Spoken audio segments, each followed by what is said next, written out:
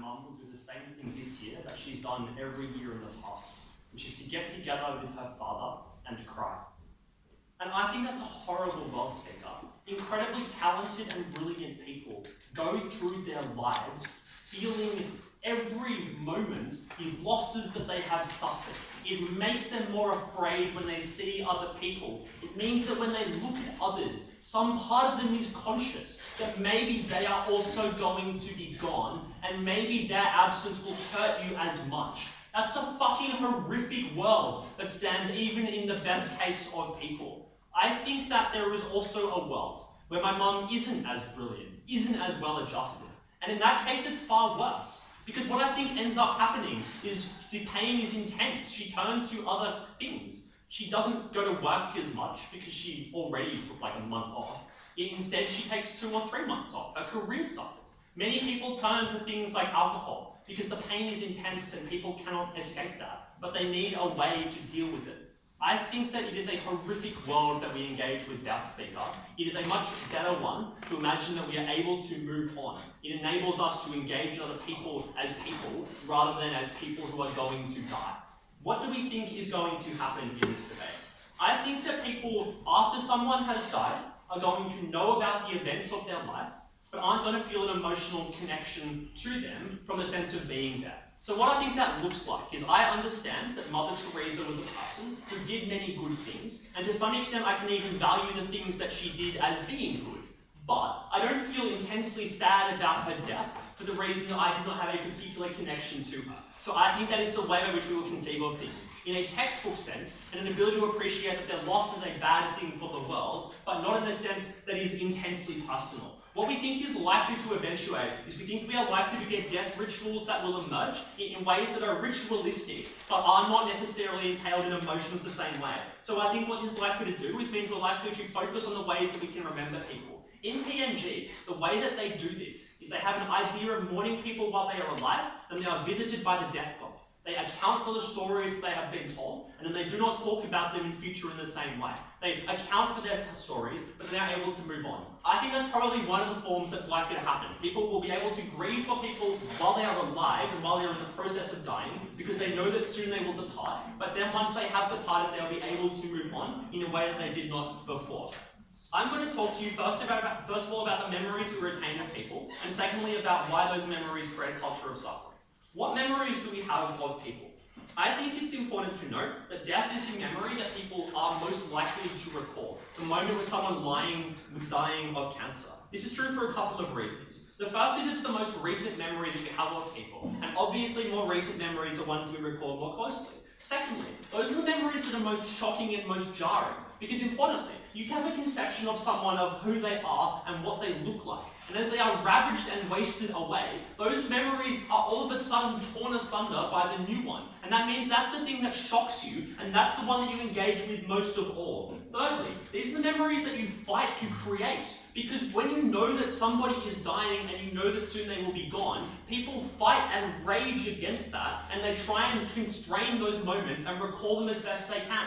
The problem is that these are the moments when that person was suffering and sad. These are the moments when you do not want to recall, because they are not the meaningful things and not an extent of somebody's life, but rather are things that are likely to cause you pain in ways that are enormous. More than that, I think that happy memories are specifically erased and discoloured when we recall people, for the reason that we recognise that when you have a new shocking image, that supplants the old one, because the old one is no longer true. Your image of someone as vibrant and happy has usually gone away because they have literally become pallid and grey. There is a reason that we don't show people the images of corpses of soldiers, speaker, which is because when they see that, we supplant their image as a hero with an image of them as physically torn asunder, and that is, I think, a horrific outcome. More than that, I think that people are unwilling to act in a communal way to focus on those memories for the reason that you are afraid that you will upset this other person.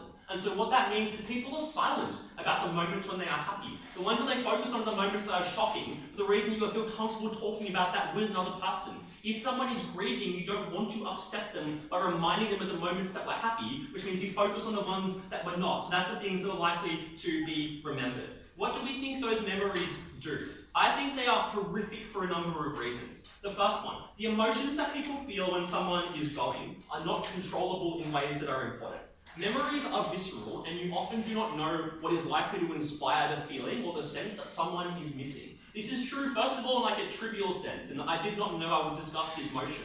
But more than that, I just think that the triggers that you have of memories are not things that are very easy to predict, and so people have an ability to try and avoid them in ways that are very effective. So that means people aren't able to try and avoid those kinds of traumatic moments in ways that other types of things are, because they are always with you. I don't like horror movies, but I can choose not to watch them. I don't like images of my grandmother dying, but I can't, because I don't know what would trigger that. I don't know if I have to go to a hospital. Secondly, I think it changes your life in a number of ways simultaneously. That means it's incredibly hard to process. The first thing to say here is you have a huge number of routines that are disrupted. In terms of your every day-to-day life has been adjusted in a number of meaningful ways. If a person was close to you, you have to change the way that you live your life, because you don't talk to them anymore. You have an absence of new people you need to talk to. Secondly, the emotional support networks that you used to rely on are all of a sudden different. Because importantly, the people that you used to rely on, some of them are in a process of grief, and others are physically not there. And that means that you don't have the same emotional support networks that you did before. Thirdly, you need to grieve in a general sense. You need to accept this person is gone, which is a complex and challenging process to try and go with. And at the same time, you also need to recognize that death is a terrifying thing, and you've had an incredibly powerful recollection of that. What those four factors do, speaker, is they combine against each other. I mean, it's incredibly hard for you to comprehend death in a way that would be effective. It's impossible for people to try and conceive of the entirety of what has occurred there, because there are so many things that have need to combine. That's the reason why so many people need to go to therapists, because with so many pressures on them at once, your brain isn't able to deal with them all. It's too many things people try and process, because the first time you make any sort of ground in the first one, the second one all of a sudden reminds you, because your days become different. And what that means is you can't achieve any sort of meaningful process there, because every time you start achieving a benefit, you then need to focus on a new problem, which is when the old one comes back and reminds you of that some more. More than that, there's a cultural expectation of pain. We expect that people should be grieving, speaker, in ways that mean that people are reluctant and unwilling to move on with that in effective ways. People feel that they should be feeling sad, so they are reluctant to try and make the kind of choices that would enable them to be able to move on in ways that are effective. What does that mean? I think it means two things. So the first one is, in general, people have this experience of trauma that they otherwise did not. What that people aren't able to connect with others for the reason that they are afraid that they will leave them. If we can prove to you that death is an experience that's incredibly harmful, people are unwilling to connect with other people once they experience that death. They become more guarded in ways that are problematic. More than that, it means it can undermine your life in ways that are particularly pernicious and problematic. So, I think that when people have a fear of attachment, they are unwilling to engage with others. When people have to deal with the issues of grief and take time out of their jobs, that means that they cannot get that time back. They are likely to have their careers suffer. Also, people often are isolated in this process because their experience of grief is unique and different. That means that they lose their friends. And the problem is it's really hard as an adult to form new ones. We isolate people, we force them to try and deal with the greatest struggles of their life on their own, and in that context, many people are not able to deal with it. That is an abomination we should regret.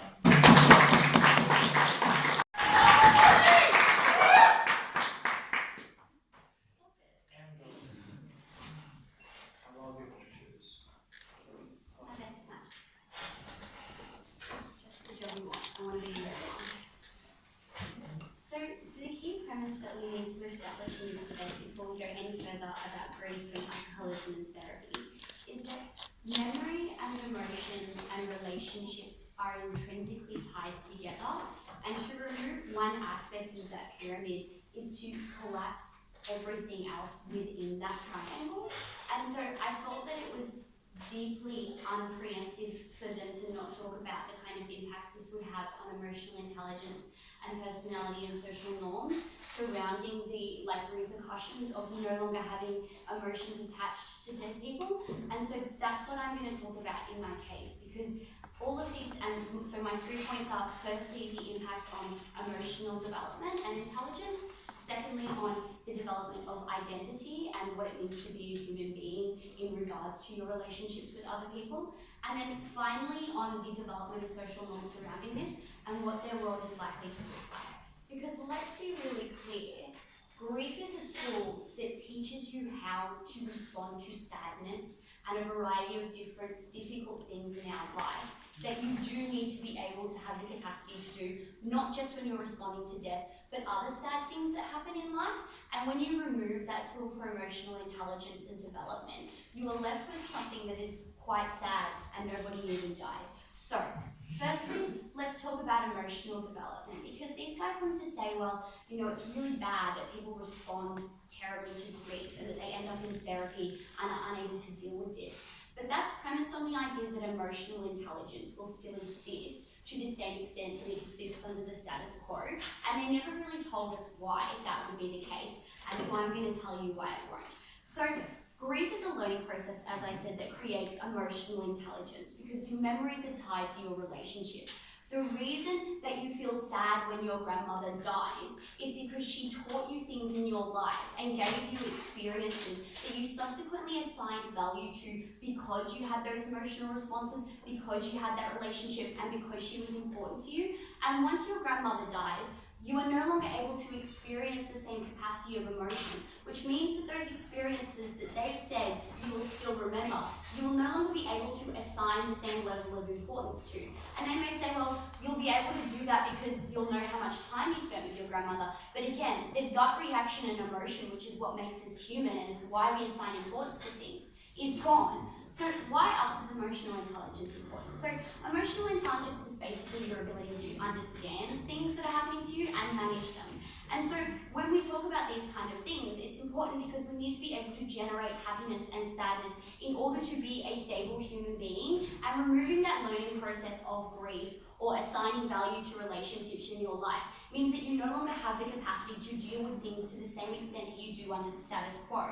And so when they want to talk about their worst case scenario of a death spiral of alcoholism and grief, that's actually exacerbated when you no longer have the tools that have taught you how to respond to those kind of situations because your relationship and identity has been undermined. So the second thing is just like, this changes the way that you have value judgment surrounding things because you are no longer assigning importance to those relationships through emotion, and so you begin to look at the world in a very different way that is less emotionally intelligent. This results in a less empathetic world that we, quite frankly, don't want to live in. Secondly, let's talk about the development of identity and why this is important. So again, our entire life is generated by a variety of different relationships that we have with people, and it's important that we assign value to those relationships.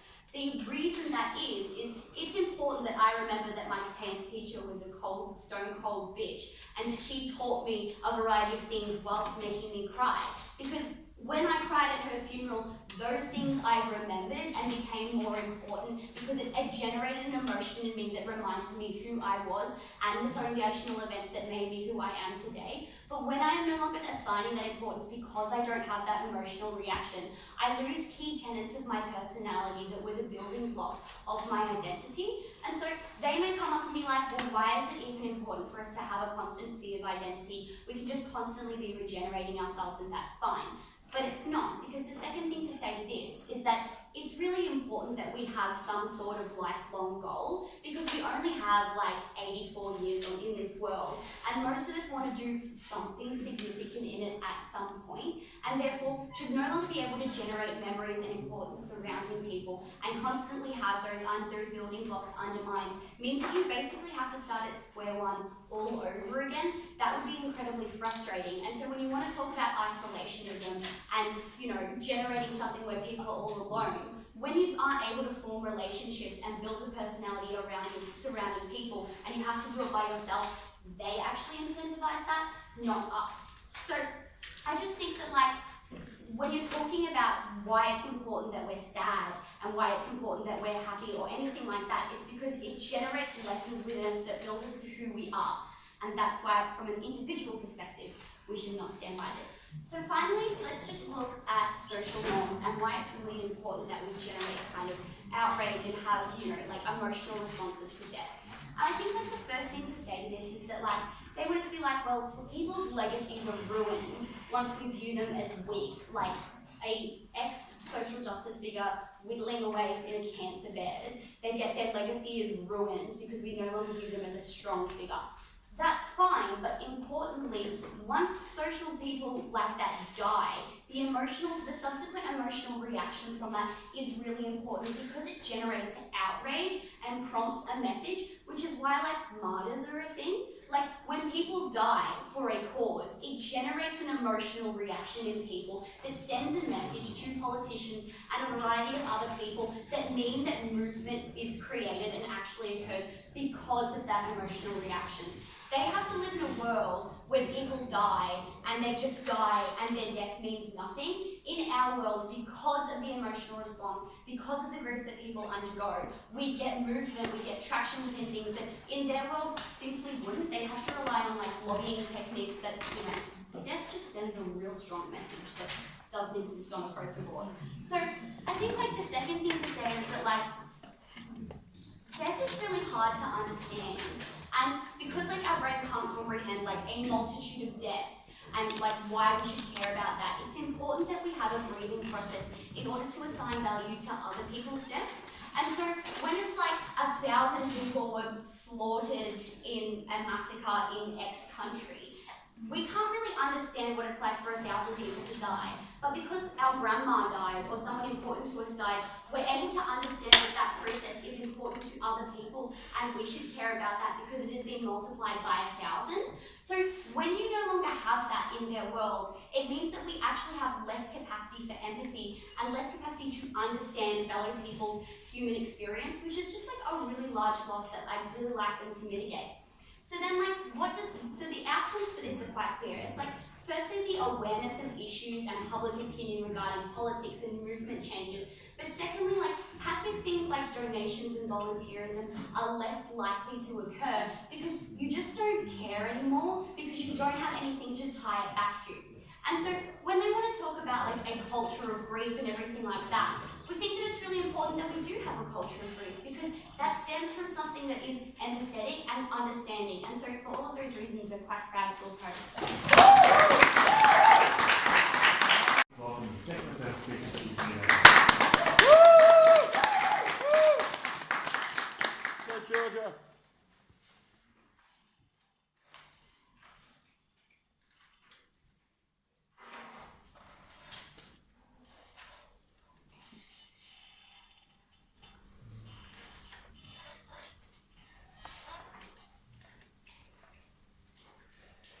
I think what this opposition forgets is that grief eats away at you in ways that are unpredictable and often ways that you cannot cope with. I think they have to prove a lot in this debate if you're going to remember some skills that your grandma told you and maybe that lesson fades versus what people see as the total erasure of their identity when someone close to them dies. If that person was your mother, if that person was your grandmother, if you saw your identity as built around that person, essential to your person, I think that loss of identity when they die, your inability to cope would go beyond any cooking skills your grandma taught you while she was still alive. Let's look firstly at this issue of emotional development and EQ. They tell us that you need death to understand sadness. I think death is probably the worst teaching tool to understand sadness because it's literally the worst experience you can ever go through. I think it's probably, I also just think that other sad things happen in your life that aren't death, like this opposition team will have to experience loss after this debate. Can you make jokes in the death debate? And they'll cope with that. But I think it would be better to learn about sadness incrementally rather than go through the worst thing possible. I think also it makes it hard for you to understand how when other people feel sadness, when you feel like you've experienced the worst thing ever and other people come to you with gripes. I think that was pretty laughable of them to suggest that empathy would get better because you were so involved in your own sadness that it's often hard for you to understand how people are feeling. Like grief is a completely personal experience that if you're not experiencing that grief, you don't understand why your friend who watched their mother die is now a totally different person because you can't empathize with that bizarre, very personal experience in that way. Their second claim is that it was pretty central to relationships, and we get this analogy of a pyramid. I think firstly, all your lessons that you learn from someone aren't attached to the memory of that person in and of themselves. I think we all went to school and our teachers aren't dead, but we still remember the lessons that we learned in school. That's because it's not linked to the memory of the teacher per se. It's linked to you applying various skills in different contexts. So obviously, when your mother tells you to be a nice person and teaches you that over a period of many years, when your mother dies, you don't forget that because she's no longer there constantly reminding you because you learn lessons and you apply them in different ways. But also, if they were completely attached to your sense of identity, that now has a foundation within you. You're now part of that thing, so when that thing dies, dies, it's not just attached to that pet person. Even if you were to lose your memory of that, it's because it's become an intrinsic part of who you are. Like, you're a nice person. You act like that without thinking of your mother. So I am nice to people without remembering the bitchy dance teacher that taught me the value of niceness. I just do that independently of that bitchy dance teacher. But lastly, they claim that you will no longer understand, irrespective of that will no longer have empathy for people because we no longer understand the value of human life. I think we rebut this preemptively in Jacob's model when we tell us that we'll construct rituals surrounding death that will likely remind us of the value of human life because those things are still valuable to people. But also, you're still afraid of your own mortality. Death is still terrifying in a way that you will no longer be with your friends and family. You'll still have that fear. I think that makes it a pretty broadly empathetic thing across the spaces. You don't need this searing experience of pain in order to feel that empathy for somebody else. Their next claim is that it makes it hard for you to build your identity because you can no longer conceptualize of that person. I think it actually ruins your memory of that person when they die. Not only for the material that goes unresponded to from Jacob, that now you have the worst image of them supplanted in your head, the image of them dying, the image of them at their worst, the image of them as a corpse, but also, we can't cope with death very well at present because of these searing emotions. That means we valorize people. Like, I think just the bizarre reaction to whenever, like, a bad person dies is like, oh, but they're dead now, so you can't say those things. Like, the XXX Tentacion thing has been truly bizarre, because suddenly dying does not make him a good dude, right? So I think you actually feel guilty when you think of your dance teacher and you're at your funeral and you're like, but I never liked her. Like, it makes you feel bizarre, because you're watching these people outpour their grief, remind you why that person was valuable, stood for these values beyond themselves. Most people are just people and don't stand for shit. So when you're at their funeral, remembering those things, you're like, that is inappropriate, that is out of place, that person has died, that is disrespectful to their legacy, disrespectful to that memory, disrespectful to their grieving family, and you feel guilty, and that guilt eats away with you. A lot of people who, in relationships aren't perfect, a lot of people will die and have complex relationships with the person that have died, and you will feel guilty when you remember that relationship in its actuality. You'll feel guilty when you remember what actually happened, and you won't be able to process it. I also, I'm now going to bring you some substantive now as to why the particular emotion of anger and guilt eats away at those two things that they wanted to talk about. Firstly, I think you become angry at that person that dies. That's because, firstly, we explain that grief is an incredibly complex person. You're mad at that impact that they have on you, because when you experience such a pain, it's a normal reaction to want to blame them for that thing. So even if their death was a complete accident, a complete random thing that happened, an illness, a car accident, you're mad at them for leaving you, you're mad at them for the pain that you're feeling, and that leads to a cycle of guilt and betrayal, where you feel like you're betraying their memory for something completely rational that you're going through. Secondly, you become angry at your support network because you believe that no one can possibly understand what you're going through because it's a completely insular thing. That means when your friends who didn't really know your grandma, or didn't really know your mother, still want to go hang out, still want to go do things, you're mad at them for not feeling the pain that you're feeling. Or maybe maybe your sister is coping in a much better way than you are, and you're wondering how she can possibly move on without you. And inversely, if you're someone that manages to deal with it really well, and somebody else around you is just falling into a pit of depression and can't lift themselves out, you become frustrated because you were able to deal with it in this way. Why can't everybody deal with it like you? This eats away at people's support networks. It eats away at your emotional development, your capacity to form your relationships, and your emotional intelligence. I think the question for this team is the complete degradation of yourselves, of your relationship, and your capacity to form future connections through grief. Is that degradation less than the potential, very contentious link between that person's memory and the things they tell you? I think the answer is clearly no. Their last qualm is on martyrs. Obviously, martyrs I don't think are a net good for either team. Terrorism has martyrs. Intergenerational anger has been, I would say, a bad thing for the Arab-Israeli conflict. I also just think it stops compromise and stops rationality, because when you can't, for example, in times of conflict, put aside your differences when there's been hurt on both sides, you can't actually form a rational agreement that will stop more deaths happening because you are still preoccupied with the memory of that person and you see them as the person that killed your brother, for example, and you can't put that aside. I don't want a fifth IR round, so I'm really keen for this not to be an issue in the debate. So, lastly on substandard, why do you die better? I think firstly, we bring you some pretty uncontentious material that we find incredibly difficult to talk about death. For all the reasons that I've given you, I think it's pretty clear that we speak about it in euphemism. There's a certain associated. I think our side brings unique benefits about dying. Firstly, we're less afraid because there's less cultural baggage and we have productive discussions about what it means to die. Secondly, you have comfort in knowledge that your friends and family move on. You see them mourning and you know that that grief has an end. That makes it easier for you to let go, makes it easier to feel like you're not doing something bad by dying. But lastly, I think our society has been incredibly hampered by our ability to deal with death. We can't have a productive discussion about nursing homes because everybody feels some deep revulsion when we think of them because we're so afraid of getting older and dying. We can't have a productive discussion about euthanasia because we can't possibly conceptualize what it means to die. We were the side that brought you those discussions. We provided comfort for the dying and we provided comfort for those who were going to die. So proud to be there.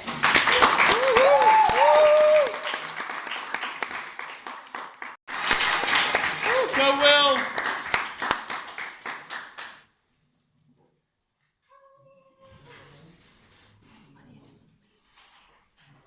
Too bit of a gamble there.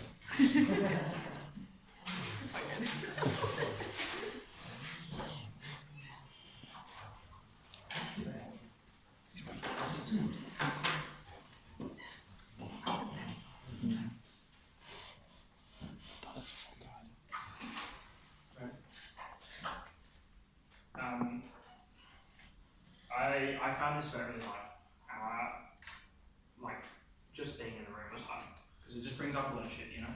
Like, we've all had grandparents who died, or people who've died, people who've cared about. I just went with an intuition pump. It was just, I was sitting there in prep and I was like, this makes me fucking angry. That you could deign to steal my memory, my association of how I care about my grandparents, or people who have died, away from me because it's better for me. How the fuck can't I make that choice myself? If you exist, and you assume that there is a world where there are methods of therapy, of dealing with memory, to make that less harmful in yourself, why would you take that choice away from someone to care about the death of someone they loved? This speech is going to be a fucking mess, but it involves my thoughts, and I think we're going to win. So, they have a couple of things. They start off by saying, sadness supplants the happiness of your time together. That is not true, because I remember good times with people who have died. Prima facie, that argument is not in the debate. And it also established a false binary, which was you can either remember good things or none at all. The answer is you just remember both. And I think especially the second reason is as time goes on, and that distinction between that horrific event at the end of their life and like a decade later, you begin to remember both. I think more importantly, those horrific events at the end of someone's life inform our understanding of who they were and how they dealt with it. My grandpa was a refugee from the Holocaust, and he just wouldn't fucking die, you know? He just held on for so long, and the doctors were like, do you want to shut him off? And we were like, no. And he couldn't fucking breathe. And I think that informs my memory of who he was, because it shows their values, it shows their personality, and it shows how they dealt with those, particularly because these are events that we do not engage with very often. It's a crisis that determines who you are. They then said, here's my main intuition as substantive. I think happiness is arbitrary. I don't think anyone in this debate can stand up and say, this is something that makes you happy in and of itself in a vacuum. I think happiness is determined by comparison to things. And one of my mates had his dog die. And I think the value of the time that you spent with that dog, that was some of the happiest of your life are defined because of the sadness of having lost them. And that's a trite fucking expression. It's like, better to have lived and lost than never to have loved at all. Obviously that's lame. But I think it applies because you can't define what happiness is without the extreme comparison of loss. And I think that's an intuition that is powerful in this debate, and it is gross to lose that happiness. And if you guys are trying to work out how to add this and give it as an outcome, here is the outcome. Happiness is a measured outcome of utility. We get more happiness, more capacity to experience feelings that you cannot experience in this beige, drawn out world where we don't feel sadness, but we don't feel extreme happiness either. And I think if you agree that part of the human condition is feeling different emotions, is feeling the very sum of happiness and anger and rage and frustration that is endemic in all of our art and who we are and how we define ourselves as a country, as dispossessed people who get oppressed by colonialism and narratives of that we all think are valuable, how dare you take that away?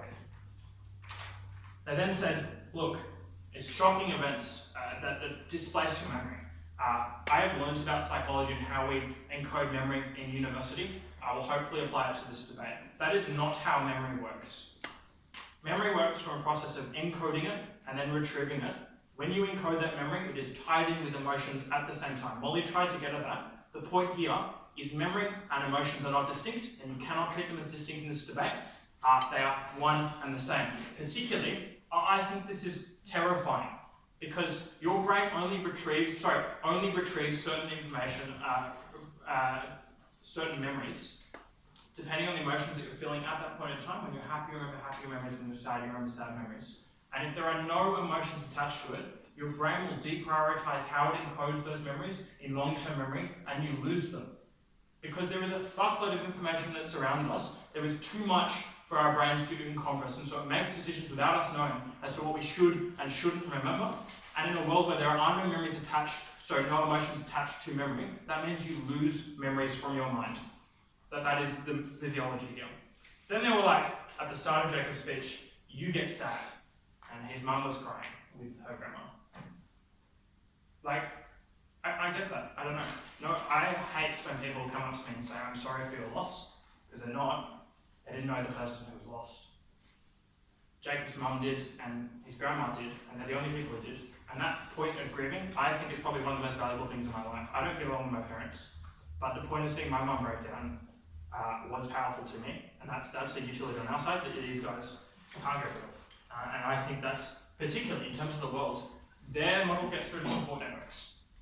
It means that there's no point.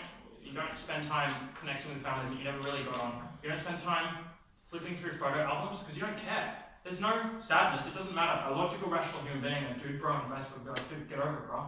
Hit the grind. You know? You probably go to the gym at 6 a.m. the next morning. I'm not. I'm incapacitated. They talk to you. You will leave work for a month. That's fine. Employees are okay with that. My mum died. That'll be fine. That's not a huge outcome in this debate. What is an outcome is that memory of engaging with people you don't get on with, and a memory of death. Here's some more substantive. Grief is not just for good people. There are other emotions. That emotion that I identify is anger about bad people. It's this closest it can be. There are fuckwits who exist in this world who do very bad things, and you spend your life saying, that should never happen. A lot of sexual assault survivors push in works against to make sure that doesn't happen to anyone else. You know what would be fucked up is if my intuitions and my decisions about why that was the wrong thing faded away when they died. Why would you care? And Mollie gave this in substantive. She said, you make decisions about your emotional maturity and your values as a person in that point in time, but if you're a fucking logical Klingon after death, you would change it. You'd be like, actually, wait, I was just irrational and emotional, and it should not matter in this debate. They bring up that point about valorization. You should be able to say that you were happy he died. He was a fucking dickhead. He assaulted and harassed and sexually abused his pregnant girlfriend who could not escape from it. I'm happy the dude died. But even if that's wrong, it doesn't matter. It's part of humanity to be able to make those decisions and make those processes in terms of how that goes. So, next bit of the debate. I think they just misrepresent a whole bunch of our material, which is about how you learn lessons. And I think it's a shame that their best engagement was that we learned cooking lessons from our grandma.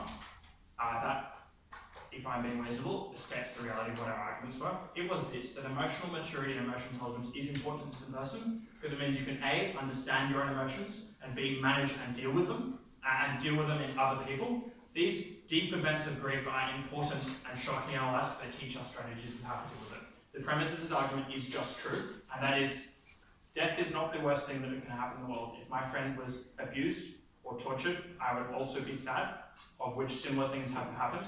Death is not the be-all and end-all of sadness. There are worse things that can happen while we're alive.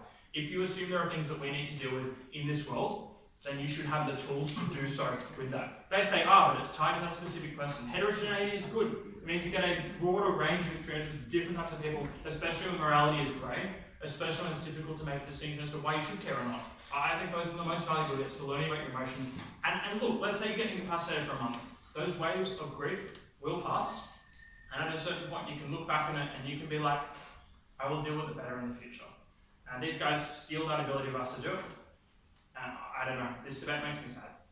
I think we should do it.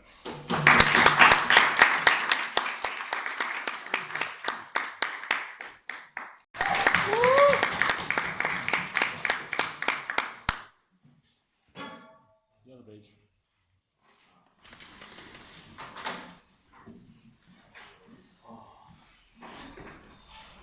I mean, who's ready for some jokes?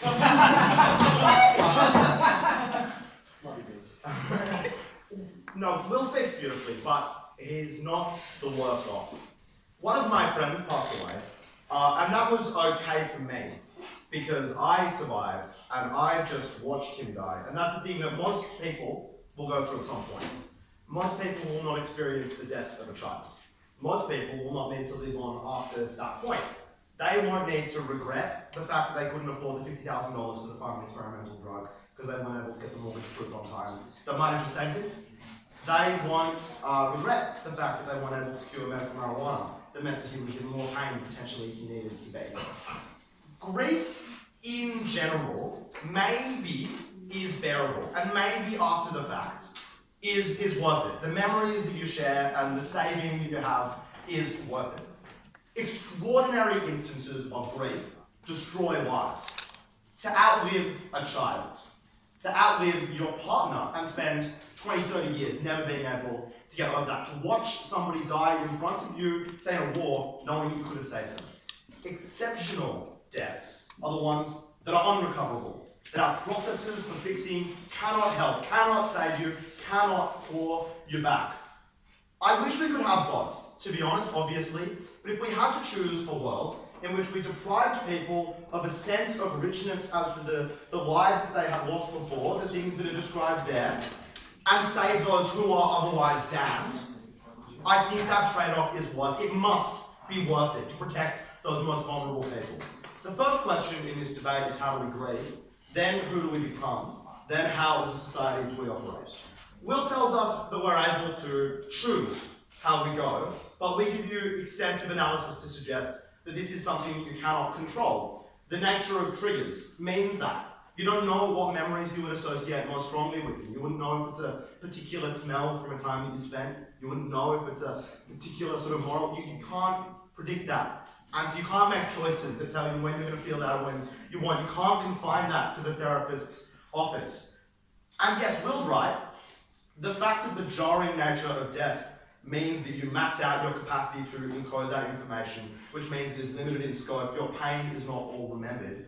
The problem is the time scale as well. You suffer maximally, and then they're dead, and you continue to suffer maximally. And you go to the funeral, and you look at the coffin, and you see the corpse, and you speak to the parents, and the siblings, and the wife, and you remember more of them, and you're suffering at the point that it's maxed out for all of that time. And that's something you can't choose either in this debate, ladies and gentlemen. And you can't choose the fact that you're consciously trying to remember it because they're dying, so you don't want to forget. So you say, well, whatever little scraps of memory you can get, even though they're the ones that hurt the most, and even though they're the ones that can block out the sun. So yes, some people are able to just have the good memories. I'm blessed in that fashion. I'm incredibly lucky. But you often cannot, and when you do, then it just kills you. So, Will says as time passes, it gets easier for you. That is true for some, that is not true for all. And for whom that is true, we must trade them off, essentially, in this debate. As harsh as that is, at some point, this debate requires a cutting of the cord. The cherishing of the good memories of the people that you love, you look back on, you look at the photo albums. Yes, that's a joy that we rob people for, and I'm sorry for that. The motion essentially establishes a binary. Let's save people from hell. That's the comparative. Time's gone by, and it's gotten easier for them, right? So they're the people that are in least need of our moral sympathies in this debate anyway. But what else do we hear? The idea that happiness is defined by sadness and defined by grief. Better to have loved than lost than not to have lost. Well, I think in the first instance, that is to say you cannot know emotional richness if you are not to have lost someone, which obviously is not true. Those of us who have only known lives filled with love and joy can still be genuinely happy, not just in a beige fashion, but also there is still the experience of sadness and regret. It's just then easier for you to cope with afterwards. Because you still have the experience of going through the death with the person. It's just once it's over, you're able to forget. Which means you're able to have had the experience relevantly, you're able to have known what it was like, understand it academically, and yes, maybe that means that the heights of your potential happiness in the future decline a little bit, but remember, you're someone who also has experienced a very traumatic death, which means that you have all of these little cues inside of yourself. As you experience genuine ecstasy with another person because you love them, you're now also wrapped with the anxiety that they could too be taken from you. Which means, yes, maybe it's a world in which your emotional plane is slightly, fewer hills and valleys, but nonetheless, that's very good because you have the ever-present experience of anxiety during that happiness that strips it of its worth and is not valuable there. Mind you, we described to you in this debate, this can affect you in more tangible ways. The very real problems of drug and alcohol abuse, the very real problems of unemployability, of social isolation, that affect so many people and that we are able to save them from. If good and meaningful memories of relationships are what matters, then what about a good and meaningful life in which you can form new relationships after the old ones arise? You strip some people, not all, some people of that when they suffer the most. But the final thing to say here is that so obviously we described all of the ways in which the process is not controllable, but the other thing to say here is that, and this is probably the worst thing, the times in which you do well, and grief is kind of a funny 2 steps forward, 1 step back type thing, because as you might start to feel good, you also feel guilty, because they're not there to be good with you anymore. And even if that's not how they would want, that's not how they wanted you to be happy. But you're socialized into thinking that. You're always afraid that they're going to think you're not doing respect to them. Which means that even in the moments in which you get over it, your life becomes centralized around the death in a way that just kills you. This is human suffering, Mr. Speaker. It affects some people so badly, and we should regret it. Let's talk to emotional development. So this will be not sad. Grief as a learning tool. Well, you meet the standard. Yes, maybe you're less well equipped to deal with grief, but you also experience less grief, so the tool is somewhat redundant. But also, it's a very inaccurate teacher because it gives you space that no other kind of unhappiness does. Like Will's right, you might be able to get a month off work if you're really unhappy in this way.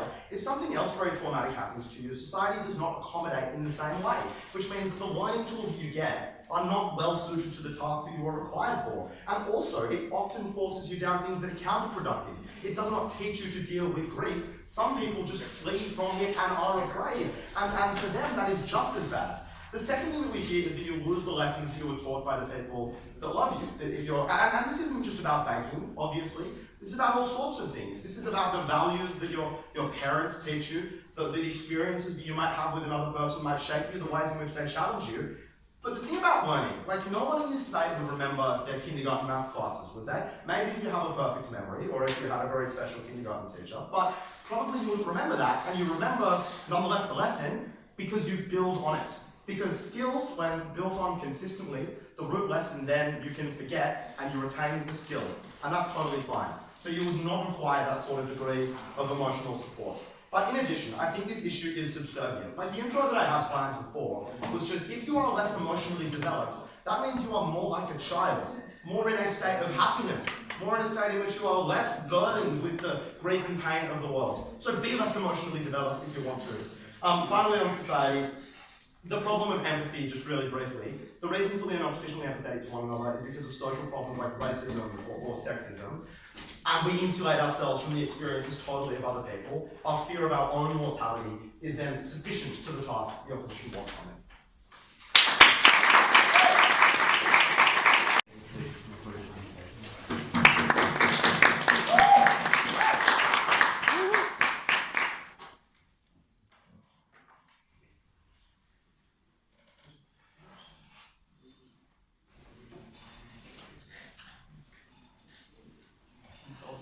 From World War I, we didn't know what's called PTSD. We didn't fucking clue. We just thought that people were sad. Then when people came back from Vietnam, we started to realise that this is a recognisable thing. We decided to develop therapy for it. And then as time has gone on, we have developed skills to be able to deal with the extreme grief that feeds trying to pigeonhole this debate to be the only thing you should ultimately care about. This is not a world where you cannot come with upward solutions and therapy ways to deal with extreme spirals that happen when someone has to grieve. That is not an impossibility. The entirety of the affirmative case is plagued by one thing. Their understanding of grief and the way in which people understand grief is absurdly simplistic. It's to say that people cannot comprehend it. But given the depth of this debate and our capacity to talk about the way in which grief can affect people in very different ways is indicative of the fact that we have an extreme emotional intelligence about why everyone has different feelings of grief. And that was an absurd thing for them to just go along with this idea that we cannot talk about nursing homes and we cannot talk about euthanasia. Georgia, we have legalised euthanasia as a result of a better understanding about death, and that's a really important thing. Three questions in this speech. One, was there a value to death? Secondly, what does the grieving process look like? And then finally, dealing with who should we trade off this instance for, and can we win on our side of the house when we talk about enduring individuals who need to be able to feel some grief. So, let's talk about what value does death have. I really hope that the adjudicators don't buy the last minute of Bridget's speech when we talk about a primary school maths lesson. It's not what this debate is about. It's about when your mother says you need to be nice to people, and that's a really important thing you should do in your life. Now, you may go on, and you probably won't question why it is that you ultimately feel this overriding need to be nice to other people, even if maybe they're nasty to you. And then your mother dies. And then you go out and you do something. You prioritize the feelings of someone else when ultimately they're being really disgusting to you. And then you sit back and you think, why did I act in that way? In their world, you have zero capacity to be able to recall the emotion as to why did you place such an importance on that memory and on that feeling that you had when someone who is now dead explained it to you. And that's what we talk about with emotional intelligence. We're not talking about whether or not you can remember your times tables, but it's also in a journey of self-reflection. The capacity to get better requires you to understand why it is that you are there now. The ability to understand why you might prioritize feelings of some people or issues for yourself in order to be able to recover if that ever goes wrong requires you to understand where that emotion originally comes from. Let's think about another example. Let's say you're a person that currently has issues with power figures, and you constantly act out against them, and you can't understand why. And you go to a therapist. Quite often the therapist is going to go, okay, who are the power figures in your life, and how have they affected you? Really importantly, this is probably someone you have been very close to. It is probably a parent. Now, in the instance where that parent is dead, are you able to unpack the reason why you are so aggressive and incompetent and incapable of being able to deal with that memory? It's probably extremely unlikely that that is the case, because all the emotions and feelings that you had about that person are incapable of being unpacked. You'll never be able to self-improve. And that was a particularly important thing to understand. There was a complexity and a depth to self-development that Mollie and Will both talked about that was really incredibly important in understanding why it is that you needed to be able to remember emotions about dead people, because they probably had foundational memories. It's to say what Mollie said, there is a pyramid of memories, and now not all memories that you have or all parts of your identity are tied to people that are now dead. But there are probably going to be some really key ones that you need to be able to unpack in the future in order to continue to self-improve that cannot happen if you are unable to remember the emotions of that dead person. And that's absolutely absurdly important.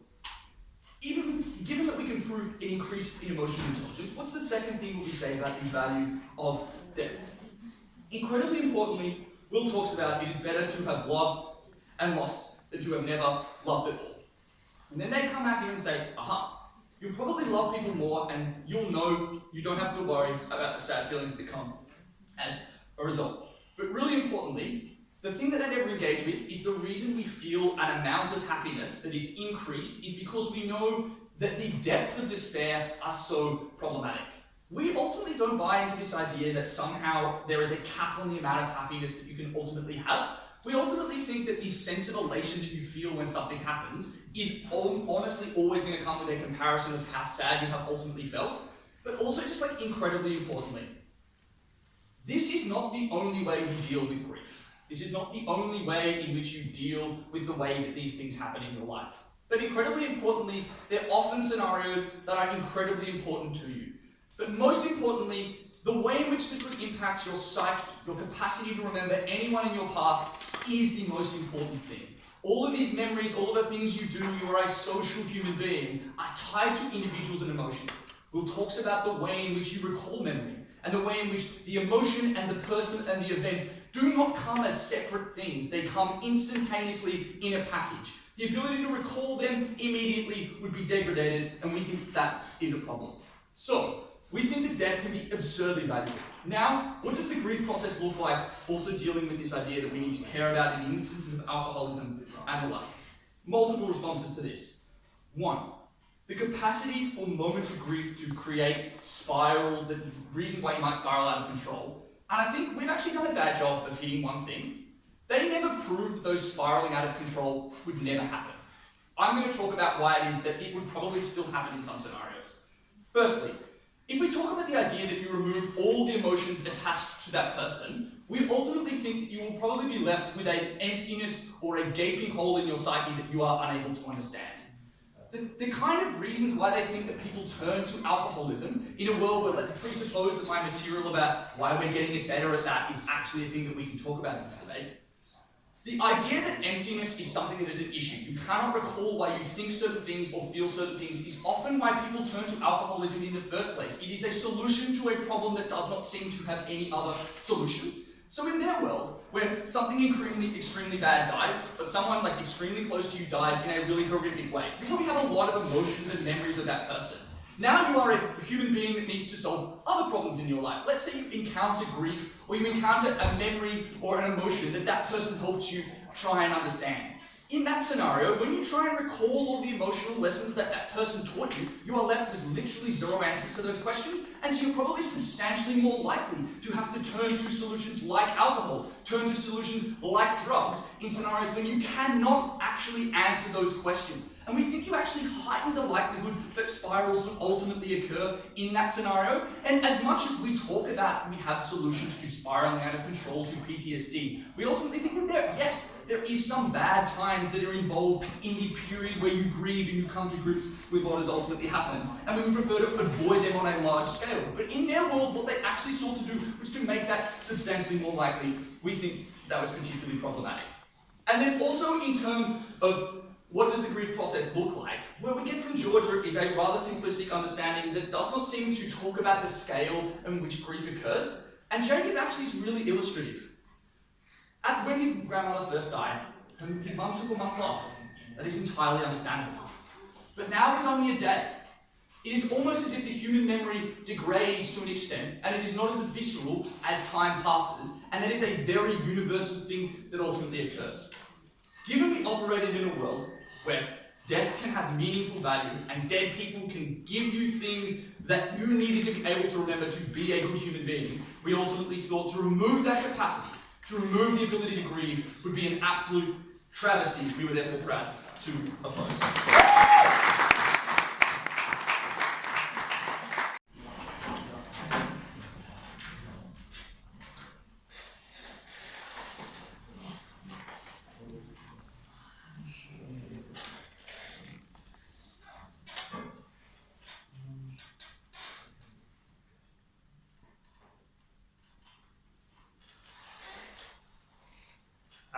Beach is a very good debater.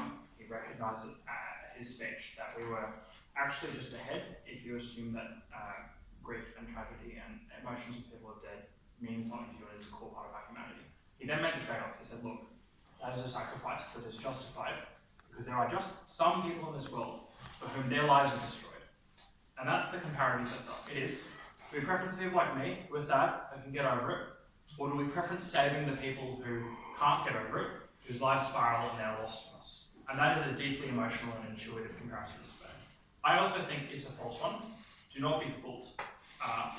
They miss what the actual comparative is. And here's the reason. Because those people who are left behind, like me, our ability to cope with tragedy is informed by these events to the extent that it impacts on other parts of their life. It's not just a vacuum where it's just someone dies and how we react to it. It's how we react to every other, of all the plethora of events and tragedies and things that happen to us, and not just death, because that premise is a lie that death is the worst thing in the world. How do we engage with those? And if you bought our mitigation strategies, so we pushed that thing down. We said, one, that there exist strategies to cope with grief and trauma, which means that that stakeholder is pretty small. And second of all, just by the numbers, those type of things don't happen too often. It's terrible. But children don't die comparatively in the world that often compared to the parents dying first, which means that he is standing behind a very, very small stakeholder in this debate. Which which you can sometimes do, and you can win it. Here's the question, and we give you 3 reasons in this reply why that is not a conscionable trade-off. The first reason is I think we proved by the end of this debate that your ability to feel emotions about people who have died is a core part of what it means to be human and our humanity. And that is something that is impossible to trade off and to make a conscionable decision.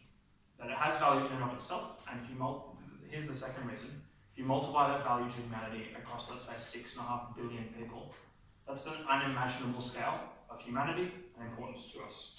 Here's the second thing. This is a smart trade-off, but when you extend it to its logical conclusion, it does not exist in this debate. If you could get rid of the chance to feel unhappiness at all, because some people are crippled by unhappiness, by Beach's logic you would, and you would sacrifice the ability to feel an emotion for the rest of humanity because of the needs of a small few, I think if debates are judged by the average reasonable person, that average reasonable person deeply and truly, in a place close to their heart, prioritises the ability to feel grief, or to feel anger, or to feel happiness about people whom they care about, and that should not be sacrificed. Bouncing back to how our comparative is a little bit different. I think these guys are farcical in dealing with what was quite smart analysis about how it increases our emotional complexity and our ability to deal with trauma. Particularly, it's centered around a nuanced understanding from Mollie and from Liam about what emotional intelligence is. It is 2 levels that we say. 1, being able to understand and analyze your emotions, and 2, being able to manage them. These events happen, people die, and you get whacked by it. But we gave you ways and said this defines how you respond to trauma, because it means you can step back and analyze the way that you respond to it. It means you can feel deep grief for the first time and recognize how you respond to it. It means in the future, any unimaginable scale of trauma can be avoided. Me and Mollie are sitting there at the bench crying, feeling sad.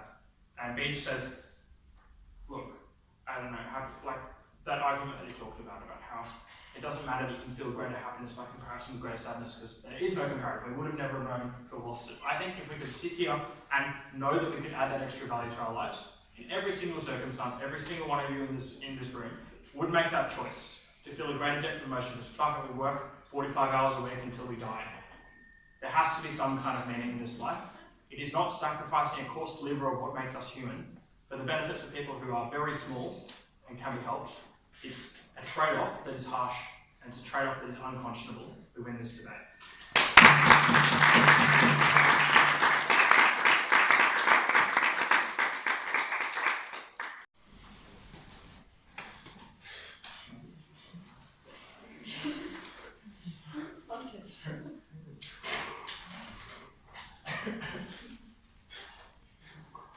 The negative team was afraid of losing themselves. They were worried that you might lose the coping lessons that you could have learned, or the life lessons that you had from other people.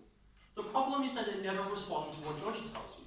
That once you have these skills, you keep applying them. You keep building and developing and growing with them. So what that means is, even when the original impulse is gone, you retain that capacity to deal with things. You retain the ability to act in a moral way. And I think this is just like intuitively true, for the reason that I'm a nice person and try not to bully is because my year 2 teacher was mean to me. But when I'm nice to people, I don't have the impetus of remembering my year 2 teacher every time. So to me, they needed to do more to prove that this link would exist. That you had to rely on an existing person, an existing memory, to make you act in a particular way in the future. In particular moments of extreme grief, I tell you that probably has swamped you, that's overwhelmed you. And so if they still have coping strategies that are useful, that probably isn't the coping strategy that comes from you remembering a particular previous harm and having an emotional connection to it, but rather an intuitive link that relies on that skill.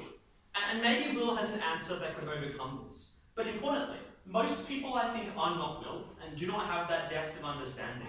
The problem with that, I think, is that most people were not going to access the cop-outs that we hear in the neg block about therapy.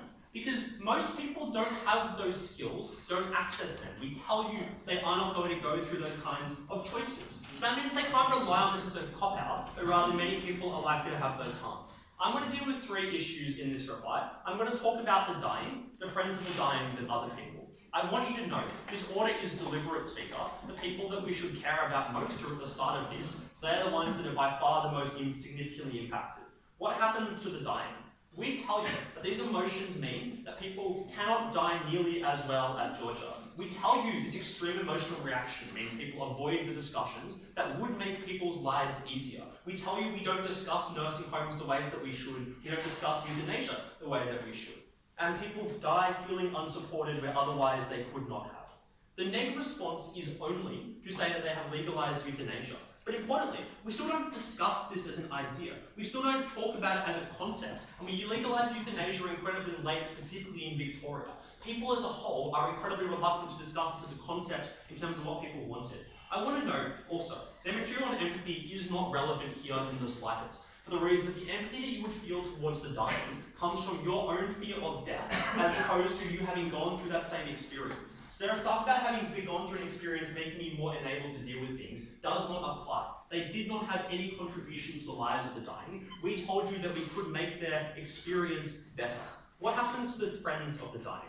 We tell you that grief is a singular and unique experience that poses a unique and incredible risk of ruining people's lives. But we tell you that it creates enormous pressure on people. They isolate themselves. They lose their support networks. Many of them are likely to ruin their lives. What they tell you here is that some people are able to go through this, and some are able to extract some sort of minor benefit. But importantly, they still went through the extreme sadness that I described. They still go through that incredible pain. And maybe at the end of that, they can find a sense of nostalgia. Maybe they can end up as the Will. That's not a huge benefit, right? Will isn't radically happier because of the experience of his grandmother. The trade-off, though, was people whose lives were immeasurably and irrevocably ruined as they turned to alcohol and suicide as ways to escape those kinds of feelings. I think that when you consider these two groups, the one that you should focus on, speaker, is the group who are far more drastically impacted by this. And those are the ones who could not cope, who we were able to enable to cope, who could make people be able to escape that in a way that they could not do.